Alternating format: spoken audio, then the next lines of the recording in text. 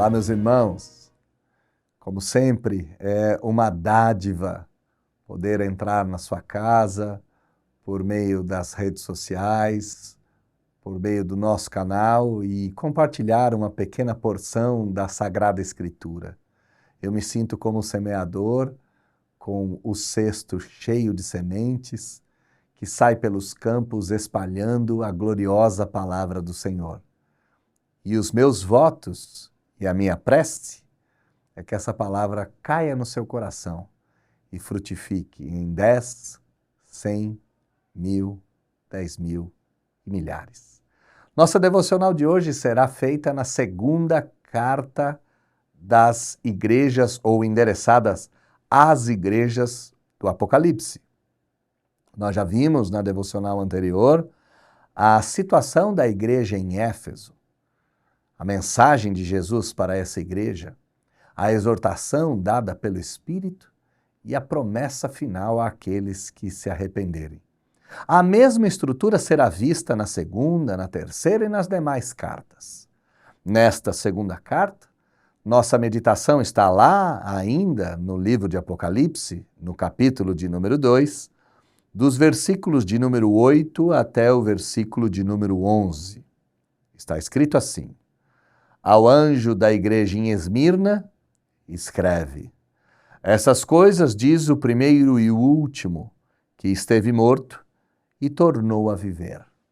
Conheço a tua tribulação, a tua pobreza, mas tu és rico, e a blasfêmia dos que a si mesmos se declaram judeus e não são, sendo antes sinagoga de Satanás.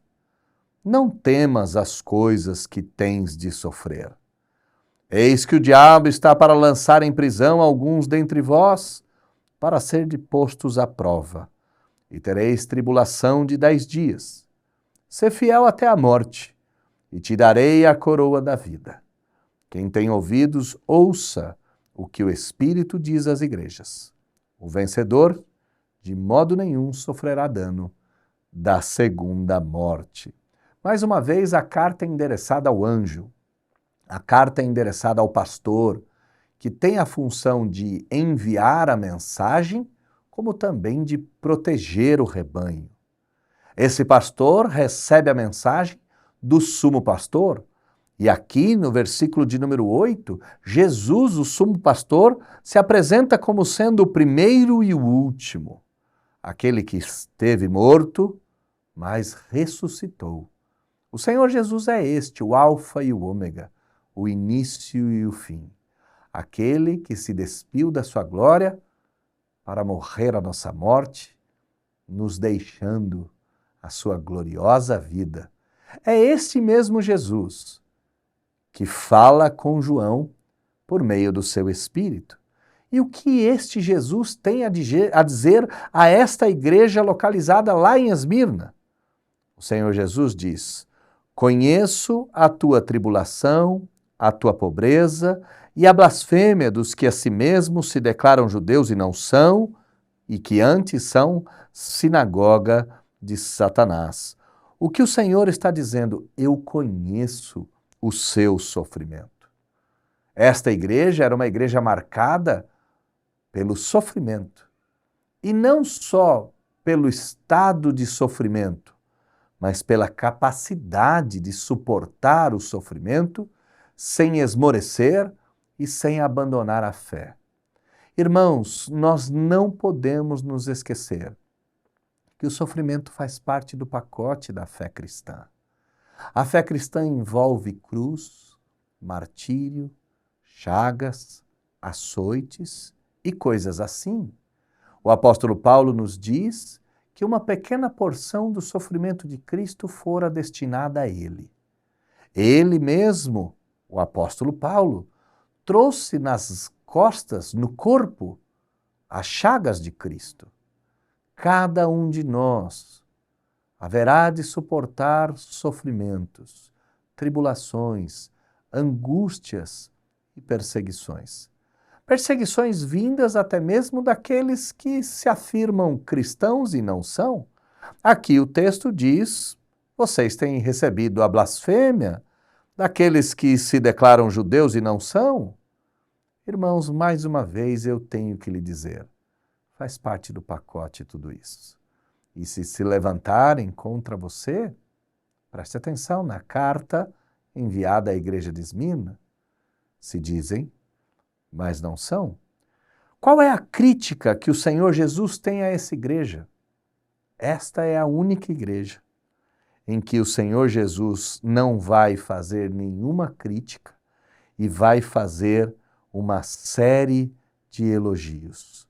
O Senhor Jesus vai dizer a essa carta, a esta igreja, assim como ele vai falar com a igreja de Filadélfia, que é outra também, que não possui nenhum tipo de crítica, nenhum tipo de defeito, o Senhor Jesus não vai apontar as falhas dessa igreja, mas sim vai encorajar essa igreja pelo sofrimento que ainda há de aumentar. E esta é uma grande verdade. Em momentos de dor, em momentos de angústia, em momentos de perseguição, não devemos enfatizar os defeitos, mas sim encorajar aqueles que padecem por perseguição. O Senhor Jesus faz exatamente isso. Ao invés de demonstrar defeitos a essa igreja, que certamente os possuía, pois toda a igreja, liderada por homens e formada por seres humanos, apresenta em si mesmo algum tipo de defeito. Esta igreja, sim, possuía defeitos, mas o Senhor não enfatiza nenhuma delas. Pelo contrário, ele diz, vocês passarão por tribulação severa, mas essa tribulação de 10 dias tem dia e hora para acabar. Não são 10 dias literais, aqui a ideia é que essa tribulação será restrita. E qual é a instrução para o Senhor Jesus? Sejam fiéis até a morte. Não abandonem a fidelidade. Não amem o presente século e deixem a fé evangélica para trás. Pelo contrário, ser fiel.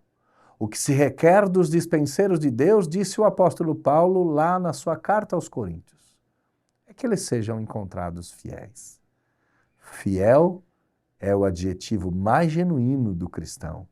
Ser fiel até a morte, ser fiel até o fim, ser fiel até as raias e as portas do final. Pois, se assim o for, a Bíblia nos diz que nós receberemos a coroa da vida. Qual é a grande promessa? Perseguidos na terra, mortos por causa dessa perseguição, contudo, vivos para todo sempre. Se você tem passado por sofrimento, por perseguição, por angústia, a minha palavra a você não contém críticas, apenas encorajamento. Ser fiel, meu irmão. Seu sofrimento tem dia e hora para acabar. Seu sofrimento tem hora marcada. Seja fiel em meio ao sofrimento e aguarde, pois mesmo que a morte venha lhe beijar, no porvir receberás a coroa da vida. No porvir receberás a coroa da eternidade e não padecerá de forma alguma do dano da segunda morte. Pelo contrário, suportará as aflições desse mundo, receberás as glórias do porvir e reinarás com Cristo para sempre. Quem tem ouvidos para ouvir, diz o Espírito, ouça. Essa é a nossa devocional de hoje. Esse é o recado de Deus para você. Essa é a palavra do Senhor para a sua vida e para a vida daqueles que você ama. Fique com Deus, um forte abraço e nós nos veremos no próximo, se Deus quiser. Tchau e até lá.